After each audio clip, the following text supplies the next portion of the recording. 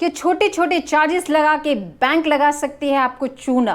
जी हाँ, संभव तो ये भी है कि बैंकों के पास पूरी की पूरी चूने की फैक्ट्री हो। तो आज इसी से जुड़ी हुई एक घटना मैं अपने व्यक्तिगत अनुभव के साथ आपसे साझा करूंगी जिम्मेदार कौन के इस एपिसोड पर।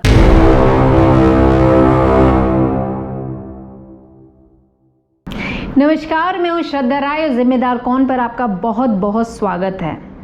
बैंक न केवल हमारे पैसों को सुरक्षित रखता है बल्कि साथ में हमें अन्य सुविधाएं भी उपलब्ध कराता है, जैसे कि क्रेडिट कार्ड, डेबिट कार्ड्स या फिर लोन सर्विसेज वगैरह वगैरह। लगभग 3-4 महीने पहले मुझे Kotak bank credit card department से फ़ोन आता है। वो मुझे क्रेडिट कार्ड ऑफ़र करते हैं और उसमें एक स्पेशल ऑफ़र भी दिया जाता है। मुझसे कहा जाता है कि अगर मैं कोई भी ट्रांजैक्शन इस क्रेडिट कार्ड का इस्तेमाल करके करती हूँ और इस अमाउंट को जो मैं पैसे खर्च करती हूँ, अगर मैं इस अमाउंट को EMI में कन्वर्ट कराती हूँ तो लगभग 6 महीनों के लिए मुझे किसी भी प्रकार का इंटरेस्ट नहीं देना पड़ेगा। ऑफ़र अट्रैक्टिव लगता है। बैंक वाले मेरी परमिशन से मुझे वो क्रेडिट कार्ड दे देते हैं। क्रेडिट कार्ड जब आता है तो मैं इसको 3-4 ट्रांजैक्शन करती हूँ इस कार्ड के माध्यम से और बाद में आता है मुझे बिल, जो लगभग 4,980 रुपये के आसपास होता है। मैं ट्रांजैक्शंस को पूरा चेक करती हूँ, वेरीफाई करती हूँ और इन्फॉर्मेशन के हिसाब से बिल सही जनरेट भी हो जाता है।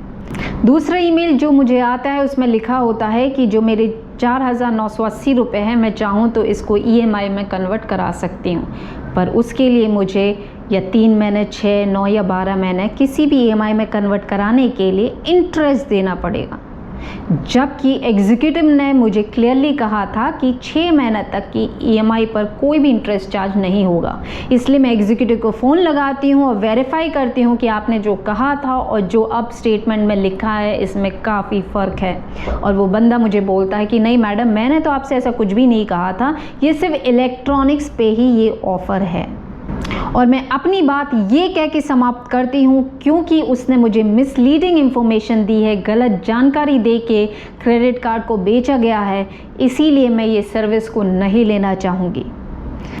मैं फिर से कोटक बैंक जाती हूँ और वहाँ की जो branch manager, operation branch manager Anjali Singh मुझे मदद करती हैं ये फाइंड आउट करने के लिए कि ये किस एवज में मुझे चार्जेस लगाए गए हैं। और मैं हैरान हो जाती हूँ सुन के कि 283 रुपये मुझे इसीलिए लगाए जा रहे हैं क्योंकि मैंने पिछली जो पेमेंट की थी वो कैश की थी।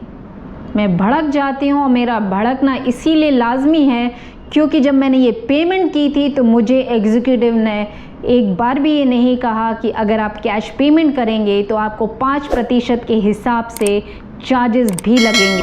मैं अंजलि जी को साफ शब्दों में कहती हूँ कि मैं इसके अगेंस्ट एक्शन लूँगी। जो भी एग्जीक्यूटिव है जिसने मुझसे पैसे लेते टाइम मुझे ये नहीं बताया कि मुझे ऊपर के सरचार्जेस भी देने पड़ेंगे और उसके बाद मुझे ये चार्जेस लगाए जा रहे हैं, वो भी मुझे बताया नहीं गया।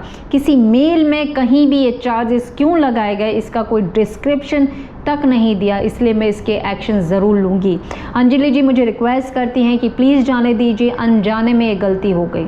तो वो मुझे एश्योरेंस करती हैं कि मैं इस चीज़ को सॉर्ट आउट करूँगी। वो मुझे एक ईमेल आईडी देती हैं कि उससे मैं अपनी रिक्वेस्ट डालूँ। उनके सामने ही डालती हूँ, वो खुद को भी उस ईमेल आईडी में CC रखती। वो उनका इंटरनल ऑफिशियल आईडी था। वो मेरी मदद करने की कोशिश करती ज़रूर हैं पर कुछ होता नहीं है। एक बार नहीं, 2 बार नहीं, मैं उस मेल पे कंटिन्यूसली मेल बाउंस करती रहती हूँ पर जवाब नहीं आता है। कोई एक्शन ना होने के कारण मैं RBI से कांटेक्ट करती हूँ। 2-3 मेल RBI के साथ भी एक्सचेंज होते हैं और लगभग 1 महीना बर्बाद होने के बाद मुझे कोटक बैंक ये चार्जेस से बरी कर देता है, यानी कि 283 रुपीज़ चार्जेस अब मुझे नहीं देना है।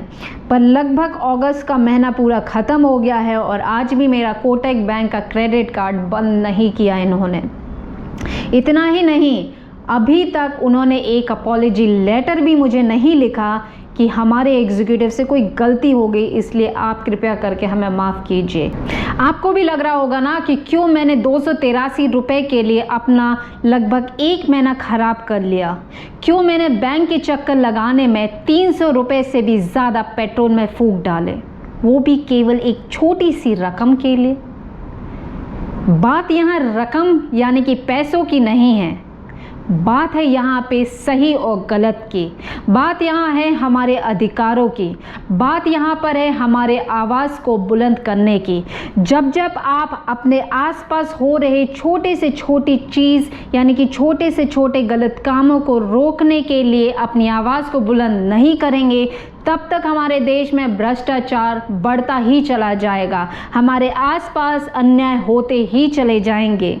ध्यान रखिए, आवाज़ उठाना हमारा जन्म सिद्ध अधिकार है, इसे कोई नहीं रोक सकता। अगर आपके साथ भी ऐसे ही कोई छोटे ज़बरदस्ती के फ्रॉड टाइप के चूना लगाने वाले ट्रांजैक्शन बैंक कर रहा है तो आप हमें कमेंट के माध्यम से साझा ज़रूर कीजिए और लोगों को भी जागरूक कीजिए। उम्मीद करती हूँ मेरी ये इंफॉर्मेशन, मेरी ये सूचना आपके कभी ना कभी काम ज़रूर आएगी। आगे से जब भी बैंक के कोई भी काम करें बारीकी से ध्यान रख के करें। नमस्कार।